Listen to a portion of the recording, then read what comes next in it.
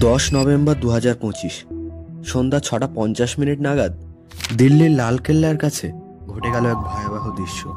সবকিছু স্বাভাবিকই ছিল। রাস্তায় প্রচুর গাড়ি, মানুষজনের ভিড়, হালকা ট্রাফিক জ্যাম। হঠাৎ করেই একটি সাদা রঙের গাড়ি, যেটি তখন ট্রাফিক সিগন্যালে দাঁড়িয়েছিল, সেটি এক মুহূর্তের মধ্যে ভয়ঙ্কর শব্দে ফেটে যায়।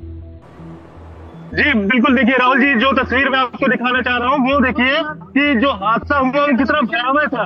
आप ये মুহূর্তের মধ্যেই চারিদিকে আগুন ছড়িয়ে যায়। আশপাশের গাড়ি, অটো রিক্সা আর পথচারীদের মধ্যে আগুন ছড়িয়ে যায়। স্থানীয় লোকেরা বলে যে শব্দটা এত জোরে হয়েছিল যে একটি বিল্ডিং ভেঙে পড়ার সমান। ঘটনার পরেই এলাকায় চিৎকার আর আতঙ্ক ছড়িয়ে পড়ে। মানুষজন দৌড়াতে শুরু করে। পুলিশ, ফায়ার ব্রিগেড আর অ্যাম্বুলেন্স মিনিটের মধ্যে পৌঁছে যায়।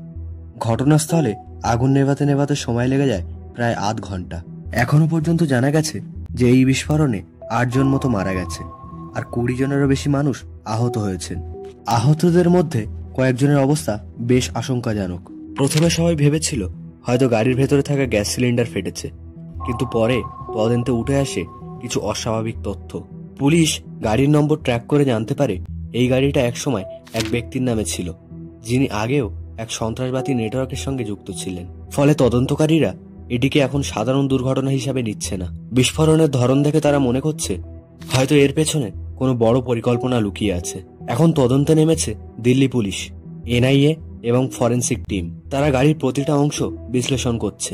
এই গাড়িটি কোথা থেকে এসেছে, এর পেছনে কারা আছে, সবকিছুই খুঁজে দেখা হচ্ছে। এই ঘটনার পর থেকে শুধু দিল্লিই নয়, গোটা উত্তর ভারতের নিরাপত্তা ব্যবস্থা কড়া করে ফেলা হয়েছে। মুম্বাই, উত্তরপ্রদেশ, হরিয়ানা, পাঞ্জাব, এমনকি পশ্চিমবঙ্গের বড় শহরগুলিতেও হাই অ্যালার্ট জারি করা হয়েছে।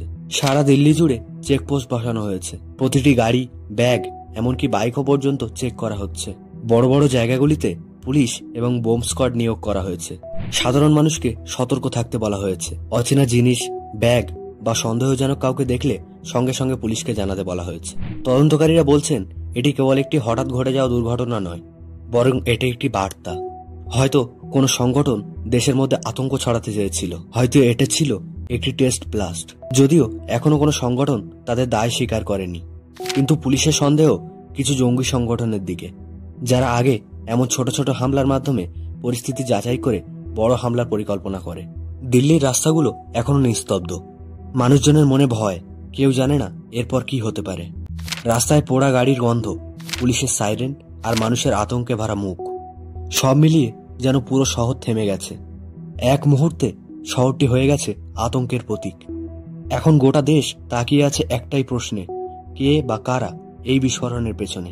এটি কি সত্যিই কোনো বড় ষড়যন্ত্রের শুরু, নাকি নিছক দুর্ঘটনা? সময়ই বলবে আসল সত্যিটি কি। সবশেষে বলবো, আপনারা সবাই সচেতন থাকুন এবং দেশের নিরাপত্তা বাহিনীর ওপর আস্থা রাখুন।